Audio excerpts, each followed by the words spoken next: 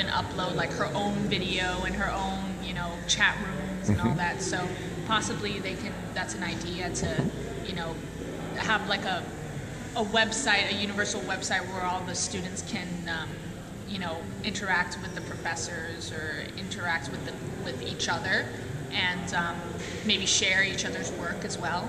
So, you know, that may be an idea. I have two suggestions that I found useful.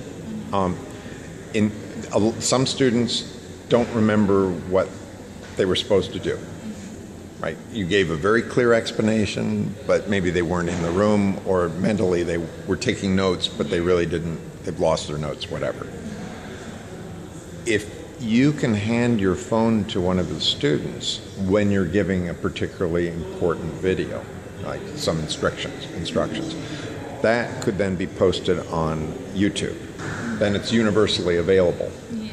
The nice part is some of her work could then be studied by students at Trinity.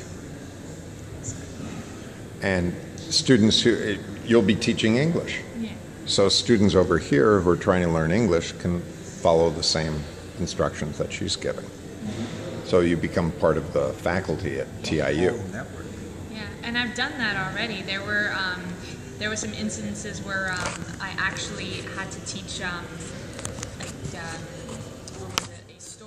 story pyramid, how to make a story pyramid, and the definitions of, you know, what a resolution is, a climax, conclusion, and to further explain it, so I'm not just talking all the time, I actually looked it up in YouTube, and somebody actually made some sort of a PowerPoint on how to clarify it a little bit further, and he even used an example of like Avatar or Titanic, you know, like a movie that because you we've can all see seen. the structure of the movie. Exactly, you could see the structure, and he like goes through detail like what it is, and explains, like, you know, so for instance, you know, like this is usually when the protagonist, you know, like for instance the climax, this is when the story shifts plots and everything, and then he says, and so if we were to look at the movie Avatar, the climax would be when, you know, they shoot down the tree and everything, and the tree falls and all that stuff.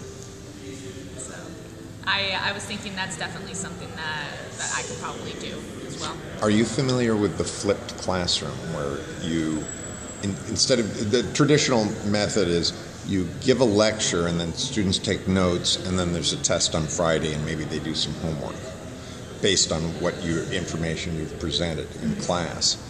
And so you've heard about this idea where you would make little videos, post them on YouTube, and the students for homework would watch the video, walk into class ready to do the homework in front of you. Yeah, I find that a little bit, I find that to be a little, like, a good idea. It's like, usually it's not really, it's a little bit, you know, more accessible, I would think, because usually I know when I give my students something to read, you know, that just bores them. That's, you know? right. And well, they all have the technology, and exactly. they're quite skilled. Well, especially Singapore. My gosh, they got a lot of those Asian countries are very well wired. Technologically sound. Right. Yes, definitely. Yeah. So, like, you know, if I just give them something to read, like it tends to be a chore.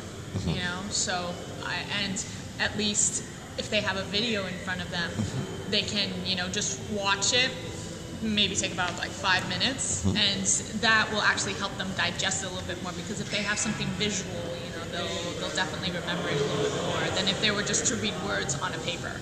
So yeah, I would definitely approve of that. And two procedures I've seen work well in classes are you bring that same video into class. For any kid who hasn't seen it, they can just sit in the back, and it's a 5-minute video. They just watch it first, and then they can join the class. And in its essence, you've gotten your lecture into their heads. Yeah. Or you can even just watch it all together, like, again, you know, so, you know, you just watch it all together, so their memories are refreshed. And, you know, Excellent. And then they're interrupting when you pause and say, now what did I say next? Exactly. Right.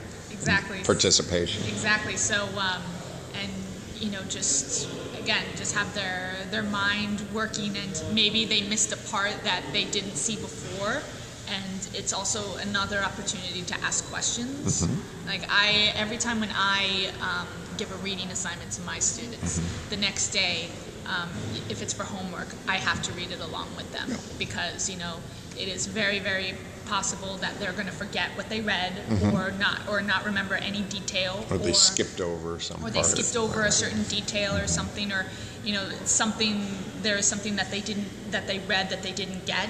So they can, like, if they hear it as we read it out loud, they'll maybe get it a little bit better. So, but yeah, that's even if I have an assignment for homework, whether it's reading a book or watching a movie, I have to watch it again with them. So like any question that they have, they can just go through the movie again and they can ask me whatever question they have. Or again, like, see something that they've missed previously. So that's nice. Terrific.